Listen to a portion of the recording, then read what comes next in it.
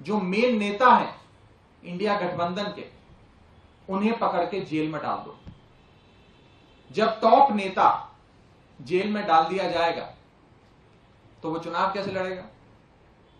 वो तो कोर्ट कचहरी वकील एजेंसी जेल के चक्कर काटता रह जाएगा। पार्टी कैसे चलेगी? तो यानी कि अगर इंडिया गठबंधन के एक एक नेता को, जो शीर्ष नेता है, टॉप लीडरशिप है पार्टी की, या पार्टी का मेन मुखिया है, मेन अध्यक्ष है, अगर उसे ही पकड़ के जेल में डाल दोगे तो रेस में तो अकेले भाजपा दौड़ेगी और अकेले ही जीत जाएगी। जब रेस में कोई दौड़ेगा ही नहीं उनके साथ तो अकेले ही दौड़ेगी और अकेले ही जीत जाएगी।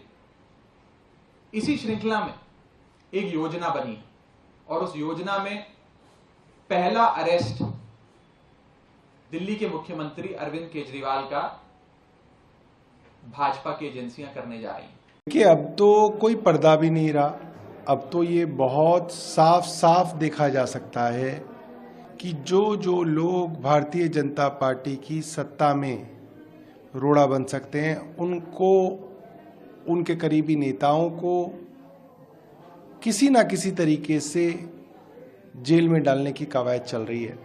पीएमएलए ऐसा कानून है जिसमें किसी के कहने पे आप किसी भी बड़े से बड़े नेता को वर्षों तक जेल में सड़ा सकते हैं, बिना सबूत के जेल में सड़ा सकते हैं। मैं समझ रहा हूं कि जब पूरा देश इस चीज को देख रहा है तो कोर्ट्स को ये बात समझ में क्यों नहीं आ रही है? क्या कोर्ट्स नहीं देख पा रहे कि विपक्षी दलों के नेताओं को एक एक करके जेल में डाला जा रहा है? ये सबको दिख रहा है।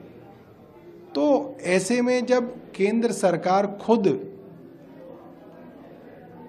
भक्षक बन जाए तो ऐसे में कोर्ट से ही उम्मीद हो सकती है कि कोर्ट्स इस कानून के दुरुपयोग के ऊपर अंकुश लगाएं।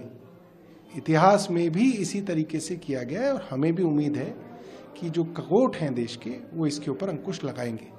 सब ईडी समन आए हैं केजरीवाल को, कैसे देखते हैं? कौन सी नई बात है ना? ऐसा कौन सा है ऑपोजिशन लीडर या ऑपोजिशन पार्टी जिनको ये समन्स नहीं आई हैं? इससे पहले भी आए हैं, इसके बाद भी आएंगे। यहाँ पे पॉलिटिक्स करने का और खासकर ऑपोजिशन करने का ये एक कीमत चुकानी पड़ती है।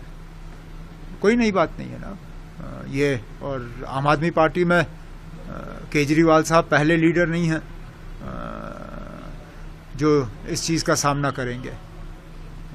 उनके और भी लीडर हैं जिनको बुलाया गया है। उनके जो डिप्टी सीएम साहब थे वो आज भी कस्टडी में हैं। हम सिर्फ ये उम्मीद करते हैं कि शाम को सवालों का जवाब देने के बाद केजरीवाल साहब घर वापस आएंगे।